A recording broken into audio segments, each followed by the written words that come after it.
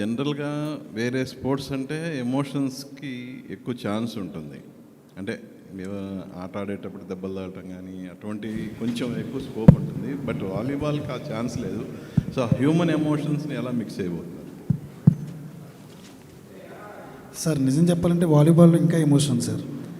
మా ఊరిలో మా చిన్నప్పటి నుంచి మేము క్రికెట్ కంటే వాలీబాల్ ఎక్కువ ఆడాం సార్. నాకు తెలిసి ఈ వీడియో చూస్తున్న చాలామంది ఊర్లో జనాలకి అది అర్థమవుతుంది. పొద్దున్న లేస్తే వాలీబాల్ ఒక 4 గంటలు, ఈవినింగ్ అయిన తర్వాత ఇంకో 6 గంటలు కూర్చున్న తర్వాత అది ఎలా ఆడేమో కూర్చుని మాట్లాడుకోవడానికే మాకు ఇంకో 2 రోజులు పడుతుంది అనమాట. అలాంటి ఆట ఇది ఈ ఊర్లోనే కాదు, ఎక్కడికి వెళ్ళినా కానీ వాలీబాల్ అనేది ప్రతి ఊరిలో ప్రతి వీధిలో కూడా ఉంటుంది. అదొకటి గురించి పక్కన పెడితే ఇది ఒక స్పోర్ట్స్ డ్రామా మాత్రమే కాదు సార్, ఒక విలేజ్ డ్రామా. నేను కమిటీ కుర్రల్లో కొంచెమే చూపించాను అలాంటి డ్రామాని. నాకు తెలిసి అందరూ ఎక్కువ చూపించాను అనుకుంటున్నారు. డెఫినెట్లీ అంతకు మించి ఉండబోతుంది.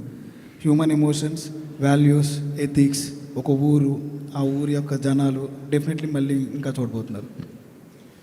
అరుణ్ గారు, సో జనరల్గా మీ హైట్కి ఈ స్పోర్ట్స్ అనేది కరెక్ట్ యాక్చువల్గా?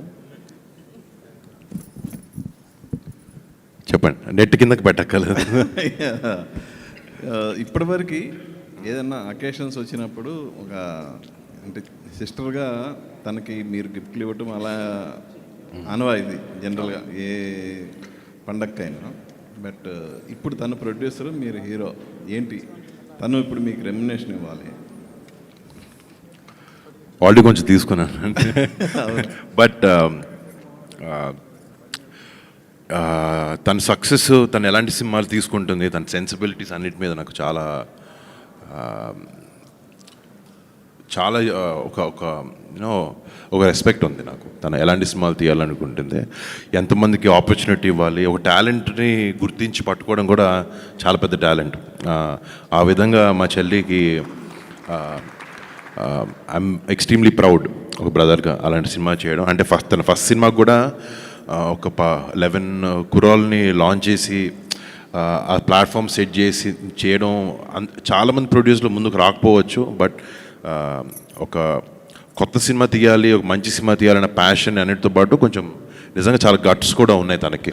అండ్ బట్ తను ఆ సినిమా హిట్ చేసిన తర్వాత ఇప్పుడు మళ్ళీ రాకాసాను ఇంకో సినిమాతో వస్తుంది.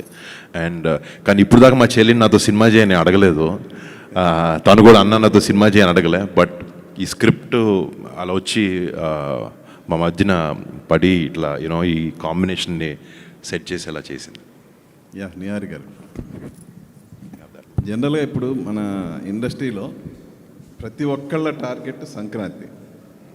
సో ఈ సంవత్సరం కూడా అలా మంచి పెద్ద సినిమాలన్నీ వచ్చినాయి. నెక్స్ట్ ఇయర్ కూడా టార్గెట్ చేసుకొని పెద్ద పెద్ద సినిమాలు వస్తున్నాయి. సో వాటి మధ్యలో మీరు బరిలో దిగడానికి ఏంటి రీజన్, స్పెషల్ రీజన్ ఏమైనా ఉందా? రీజన్ అంటే నేను నా కథనంత నమ్ముతున్నాను సార్. ఈ సంక్రాంతికి రావాలి, అందరూ ఈ సినిమా ఏంటో చూడాలి.